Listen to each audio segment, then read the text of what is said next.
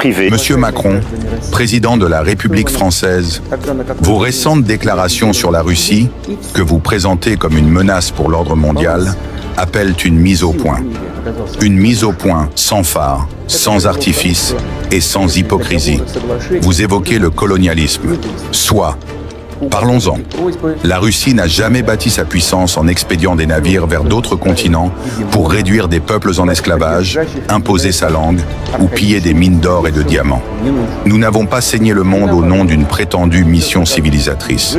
Vous, la France, avez laissé des cicatrices profondes en Afrique, en Asie, dans les Caraïbes.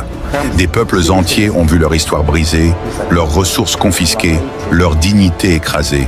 Et aujourd'hui encore, derrière les beaux discours, ce passé colonial continue de hanter vos politiques extérieures.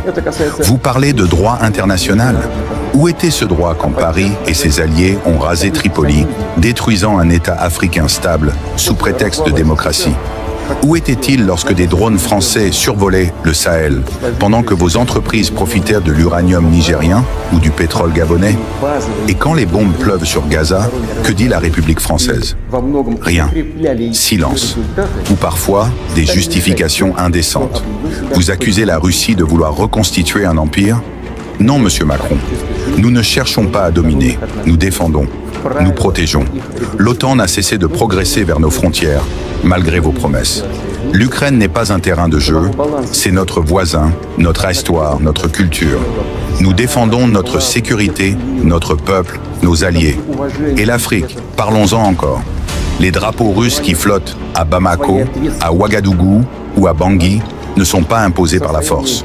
Ce sont des peuples libres qui tournent le dos à des décennies d'humiliation et de condescendance. Nous ne promettons pas des lendemains illusoires. Nous offrons une alternative.